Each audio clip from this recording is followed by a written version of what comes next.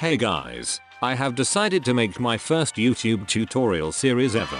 But this is not just any series, it is called Drum Synthesis from Scratch. Each tutorial will show you how to make a different type of drum, with a bit of dankness along the way. Get ready for drum synthesis from scratch, and enjoy the video.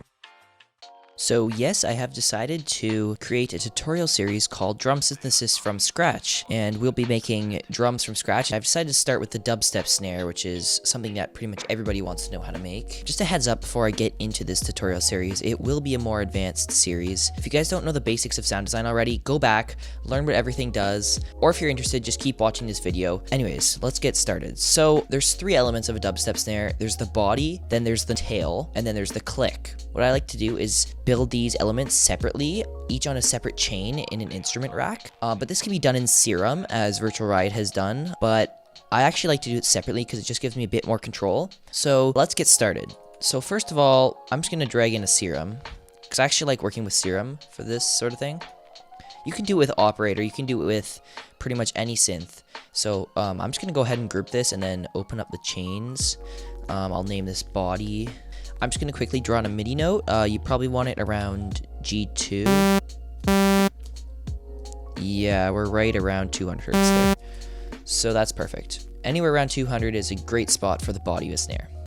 So the first thing I want to do is change this to a sine wave, or it could be a triangle wave too. I like doing a sine wave, and basically the body is just a sine wave with pitch automation. You can do this a few different ways. I just drag it onto course.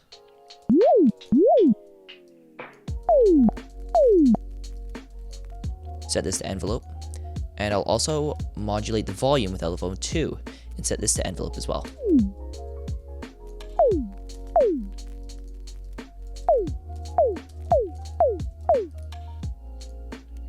Actually, you know what? I'm going to do that separately. You guys can do that if you want in Serum's built-in LFOs, but I actually like to do shaper box. Gives me a bit more control. So I'm actually just going to draw in the shape here. Anyways, so now I've got this. And now I'm just going to manipulate it until it sort of is a bit shorter. Actually, I'm going to turn this to hertz so that you can manipulate it a lot easier.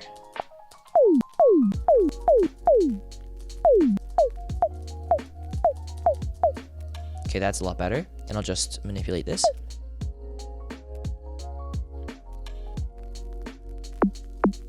Okay, so that's a pretty nice sounding body. I'll drag an EQ on there. I don't know if I'll use that actually right now, but it's good to have that on there. And then I'll actually put a saturator on it. I'm just gonna leave it at that for now, honestly.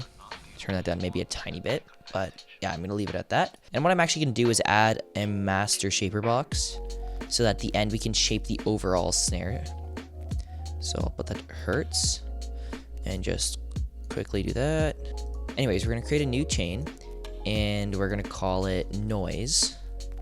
And this is gonna be like the top part of the drum, like the whoosh. For this one, I don't think we need a shaper box, actually. Actually, you know what? We'll put one just in case. Okay, for now, I'll just turn it off. We also wanna put on a Serum.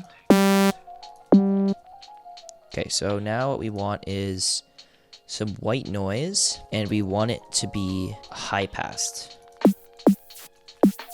You want something like that. You want like an upward ramp sort of LFO. Maybe a bit of resonance.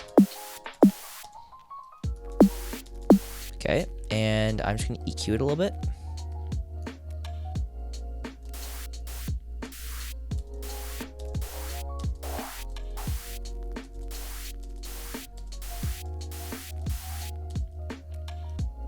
That's a bit better.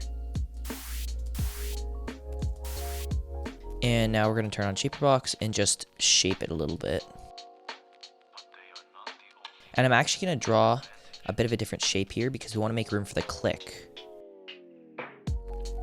Okay, that's good. Any harsh frequencies, just take down a little bit. That's it for the noise. So together it sounds like this. Yeah, it sounds terrible right now. And then we're just going to create a click here. I find it easiest to do this sort of stuff in Serum just because I'm used to the workflow, but you can use like any synth really.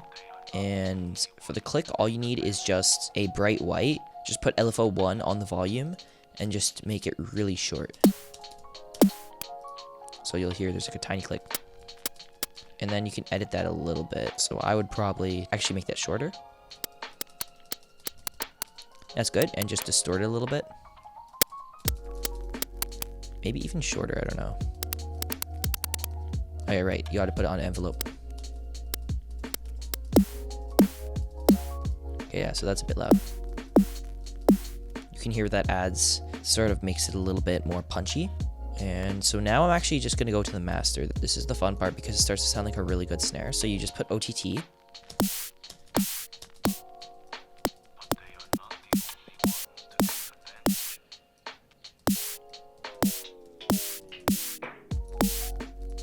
Something like that.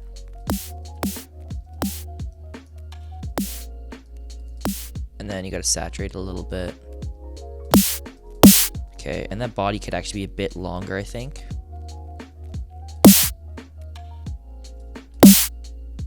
Yeah, so you'll find as you're working, you'll just notice small things that you can just keep adjusting until you sort of get the right balance. Yeah. And then you might want to like take that down, right? And then...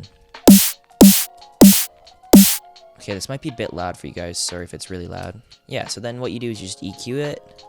See it like this a little bit. Get your high pass filter and just boost right at the point of the body. So like around 200, like. And it gets like a bit distorted, which is sort of nice.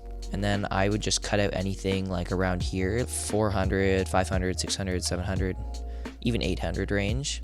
Because that's where a lot of the instruments in a mix will sit. I mean, obviously you can EQ the snare after when you're putting it into a song, but like, I just like to take out some of these. It's sort of muddy down there, so. Okay, and then obviously I like to take out that 3 to 4 kilohertz range that I always take out. Yeah, it's sort of harsh. And the bit of high end is always nice. Okay, and then what you actually want to do is add a little bit of like this 1K. If you guys see the Virtual Riot video on snares, you'll see that he boosts this 1K a little bit. Let's try some other plugins. So Sausage Fattener is always a good one. Okay, that's better. What else could we do? We also could try another OTT, but I don't think that's gonna work. Yeah, that does not work. So then what I would go to is Glue Compressor, and I would just like turn up the attack, turn down release. Yeah, get that needle really jumping around. And then what I like to do is just turn up the makeup a lot, because that sort of distorts it. Like, so I don't want that much. I want like, I don't want too much compression either.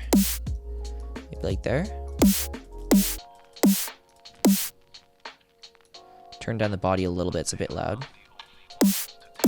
And so now I can actually go into the noise as well and turn on the EQ here and just shape it a little bit. You want the noise to sound like a whooshing sound. So what I like to do is, I actually learned this from Virtual Riot. I like to turn the LFO on this one here and just make this frequency go up from around like 400 to like up there. Actually, I'll turn this guy up. And then this guy goes down. So they sort of hit together. As you can hear, it's already sort of like a punching sound, like. So it's a bit much, but like if I turn that down to just a few decibels, it sounds a lot better. So now what I'll do is I'll just maybe go into the shaper box here and just adjust it a little bit. Yeah, I like that shape. It's basically just all preference, like whatever you guys like, you guys can just do. So yeah, that's pretty much how you make a snare, guys. I know this is a bit of a longer video. These drum synthesis videos will be a bit longer, but I hope you guys actually learned a lot from this. Like, it's a pretty cool skill to have, to be able to make drums from scratch. I'm sure you guys can do better than what I did. Like, if you guys just take the techniques that I did here and just like apply them to your own sound design, you guys can probably make crazy snares. Anyways, I hope you guys learned a bit. If you guys liked this video, don't forget to like and subscribe, and I'll see you in the next episode of Drum Synthesis from Scratch.